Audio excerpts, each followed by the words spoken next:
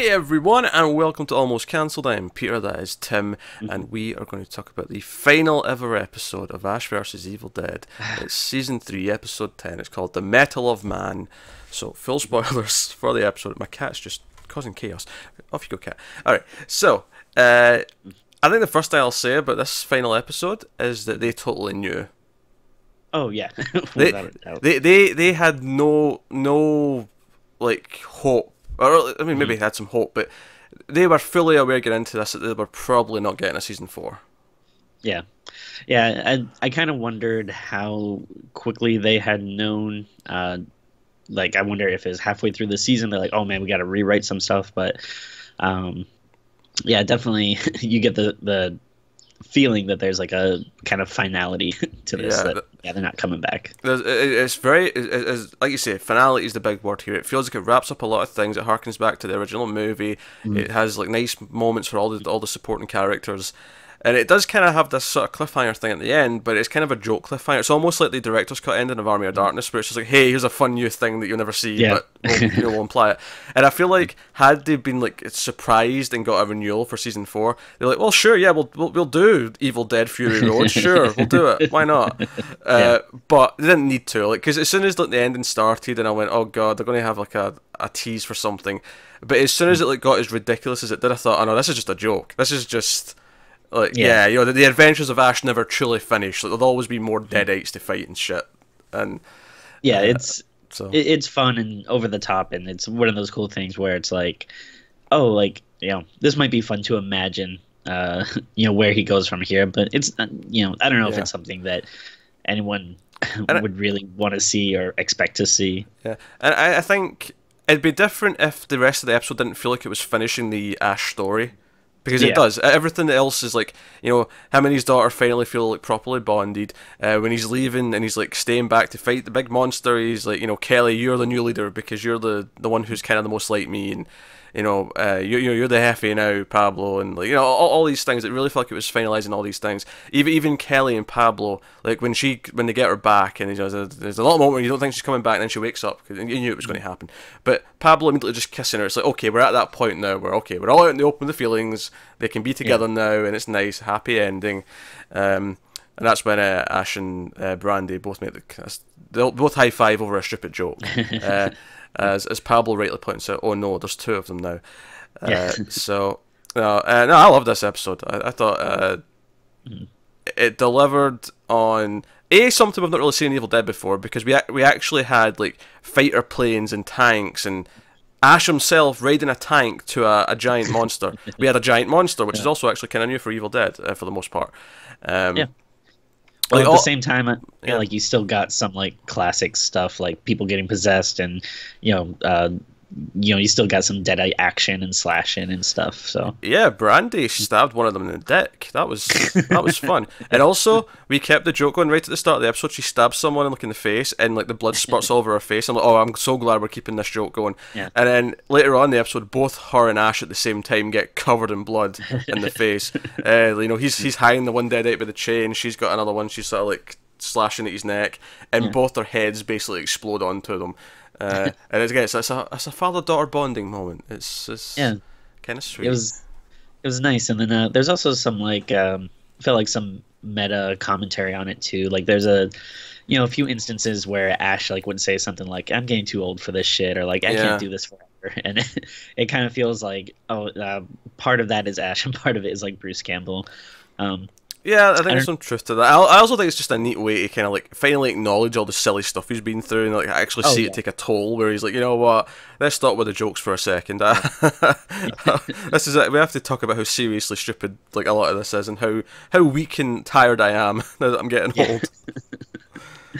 And then I don't know if you saw, but I think it was earlier this week. Bruce Campbell like sent out a little statement basically saying that he's officially retiring the Ash character. Yeah, no, I saw he said that. I don't know if I saw a statement, but I definitely saw him say it on Twitter that that's him. He's retired as Ash, which is fine, because here's the thing. Like, I am all for like these characters coming back and maybe meeting up with Maya from the reboot movie and give them an adventure, give them a movie or something. I'm all for that. But you know, Ash got his 3-season trilogy conclusion.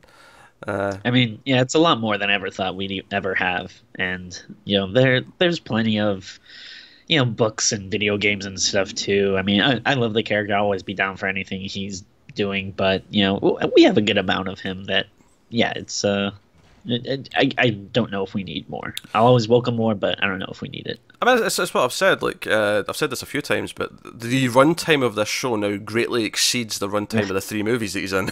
There's actually way more of this show now than there ever was of those movies. So, it's hard to complain. We got 3 seasons of a show that, until it was announced, we never would have predicted we'd get a sequel TV show to the original Evil Dead movies with Bruce Campbell doing all this stuff. So, in that sense, it's kind of a nice little gem, a treasure, and it didn't necessarily need to run 8 seasons to be successful. 3 seasons is a nice, neat little package. A very rewatchable package as well, since it's only about 15 hours all in. Yeah, definitely. So, it's I mean, I really like the episode 2, but I mean, like, oddly enough, I don't know if there's like, a ton to talk about really, other than that it is the end. Like, they brought the Netlist back for the first movie, so again, not only just harkening back to the start of the show, they harken back all the way back to the start of the franchise, and give it this nice rounded sense of closure.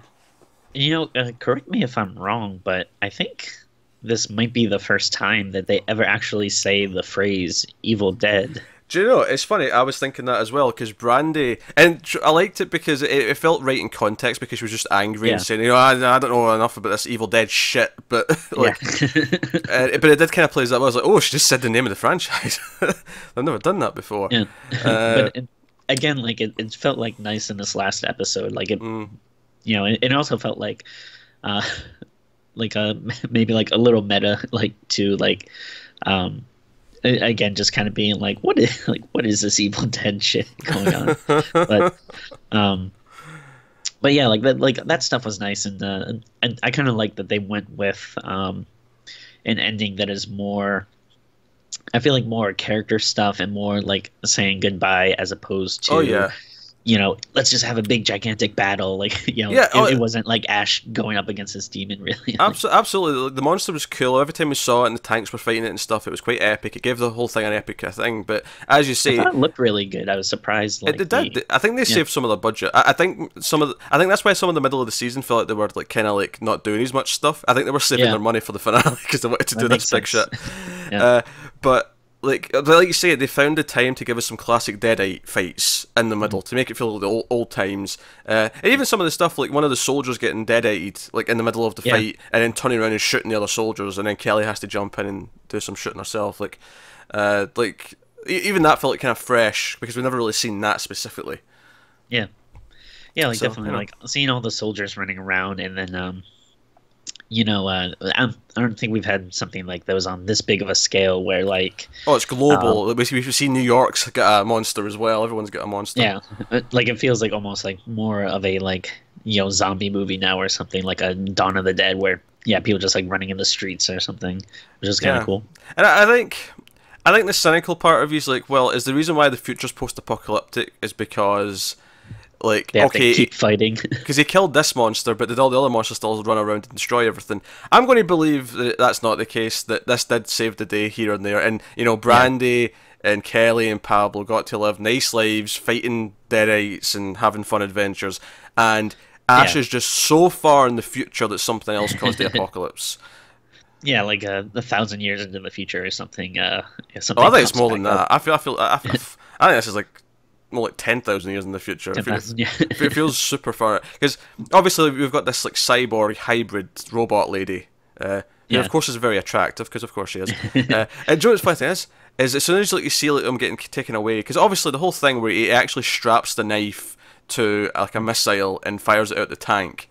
Again, very, very, very dumb and big and cool. Very Evil Dead. Ash flipping him off while he's in the tank. All that fun stuff. But as soon as that happens, and again, it looked quite good, but when he's been dragged away and you see the ring, and it's like the Knights of Samaria, I thought, is that why you even introduced them this season, is so you could do this ending? So we wouldn't question Maybe. who was taking him, because obviously, okay, so this is Samaria, and okay, they've stored him in some sort of magical box that'll keep him alive for however long. Like, is that why you introduced him, just so you could have this stupid ending? And honestly, seeing "Hail to the King" on the car, and it's Mad Max looking thing, and saying the word groovy, like Ruby. Yeah. I think my only, I guess, kind of minor complaint about the finale is that it's weird that he never had a chainsaw in the final episode. Yeah, that does feel like a little bit of a missed opportunity, but I guess I mean, at least they did take care of it like last episode, like showing a Ruby, breaking it and everything. Oh, sure, yeah. I mean, there's a reason why it's not there, but I was kind of expecting all episode that just before the end, like he had a backup, and he would get to it just in time, and would get a bit of chainsaw at the end. And I'm not saying I had to have that for it to be good, because that's not the case. It was great, but it feels a little bit weird. It's the signature thing. It's the chainsaw. Yeah, it would have been a little nice. At least we got some boomstick action. Got some boomstick, yeah. I also, and this is not new to this, but obviously it's happened before in Evil Dead. But I just, for one last time, I'll say that I loved it when he fires a deadite. The deadite goes flying back into the wall. Oh yeah. An obscene distance. They'll just fly back as if they're on wires into the wall. I love how over the top that is. Yeah, that was cool. Yeah. Tim, you tearing up? I feel like you're tearing up a little bit. A little bit. It's it is bittersweet, but like it again, I feel like it felt right. Like yeah, it's not like again, it doesn't seem like there's any big lingering questions or anything that I was like, oh, but what about this? Like, it's like, oh, this is a nice, neat little package that we got. Yeah, no, it wraps everything up, and I think for Ash's character, him making the choice to turn back and fight the monsters, like, because I feel like most of the time with Ash, he always kind of stumbles into it, and he kind of, like, he does it because he has to, and because it's in front of him, because he can't get away from it, and him actually saying, no, you know what, I'm not running from this, even if this is scary. I'm actually intentionally just going to go be the hero, and not in a smug way, just, I'm going to go do this. That worked for me. It was like a nice, finally, he's actually owning up to who he is. And that was kind of the point, even Pablo, this is the final test, Hefe, all that.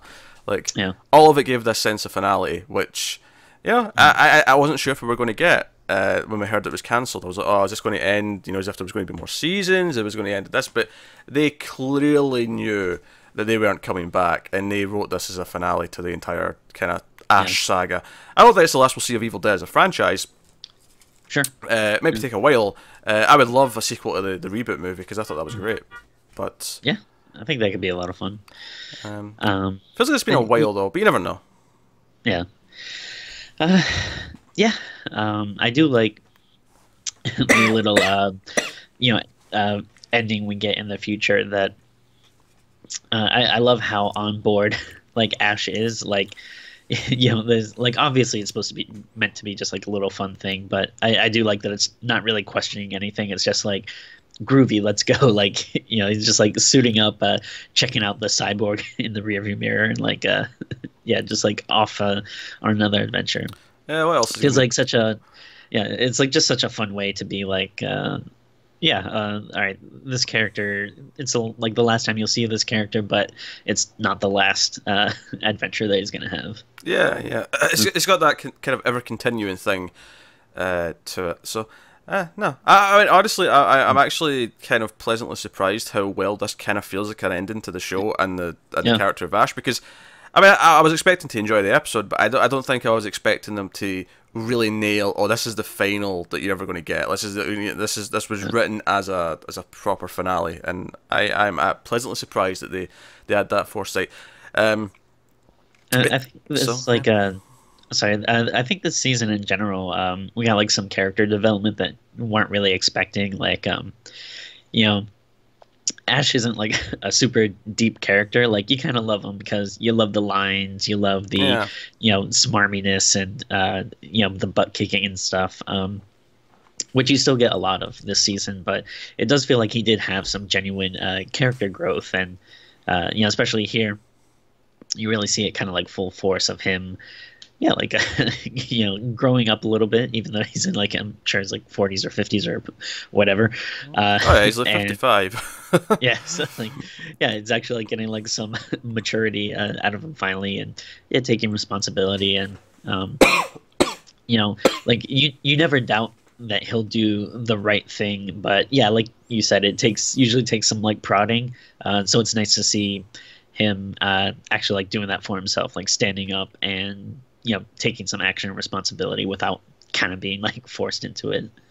Yeah, I mean everyone got the moment, and I have very little to complain about. It's funny because I think this season might overall be the weakest because I think it was the least even. It was very inconsistent. I thought the middle did sag.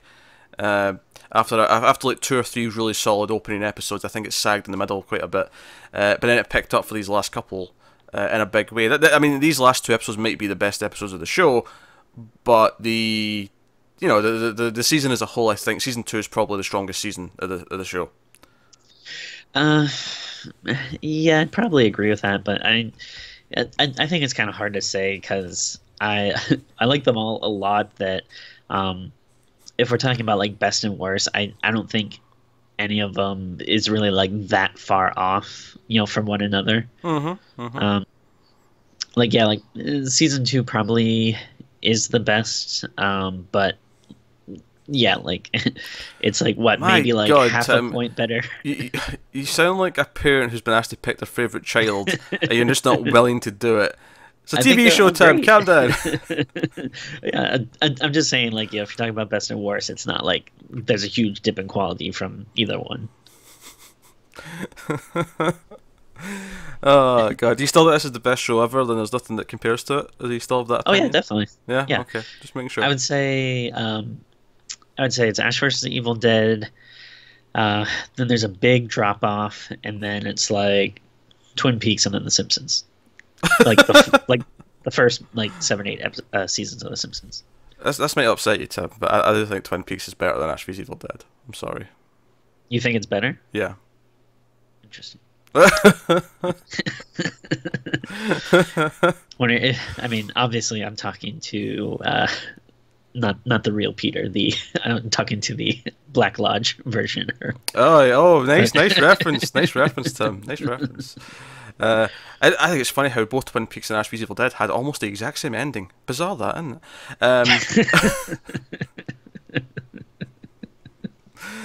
I think I would actually be interested to see if I don't know if they definitively said anything, but I do kind of wonder if we'll get another season of Twin Peaks or any kind of continuation or anything. It's very up in there. I think the return season was written as kind of its own thing. But Showtime have said if David Lynch comes back to us and says I want to do another one, they'll do it. They'll like, here, have the money, go do it. So man, I'd love it. I'd be game for another season of Twin Peaks. Yeah. Yes, or at least like a spin-off starring Dougie. I'd be down for that. Oh, dude, I actually turned out a Twin Peaks doc. So, no, actually, as we did, really good finale. I think it delivered everything I basically would have wanted. Maybe sans the chainsaw, but that's a minor quibble. And big epic scale that we've not seen before. All the characters got a send off on. Was Ash kind of did feel like he came full circle. And he's in a tank flipping off a giant monster, and also explains the poster for the season at the start of the season where he's like, he's against the big giant monster and he's shooting into the mouth. Oh right, yeah. It kind of finally explains the big monster and where that was coming from, so that's nice too. So, I didn't think about it. That's true. So no, Ash vs Evil Dead. That is the final ever episode. So let us know what you thought of the finale, the show as a whole. Are you sad it's gone? Better be. You better be sad. What kind of monster would be happy about that? But no, I'm very much hoping that when we do get more Evil Dead, we will have a continuation of maybe some of the other characters. Whether it's the characters from this or Mia from the reboot movie, either of which I would be happy with. Best case scenario, they mix up and they collide and have a 3-lady Evil Dead slamboree with Pablo, helping. Yeah. So. You down for that? It sounds fun. So there you go. That is the final episode of Ash vs Evil Dead. So let us know what you think in the comments. Like, subscribe, all that stuff. Get us on the Twitters at mail_fudge for channel updates. If you want to support the show, the channel, and everything else, head over to patreon.com/mailfudgetv. You can do that over there. Otherwise, that is us. So thank you once again for watching or listening. We always appreciate it. And have you got any vanilla?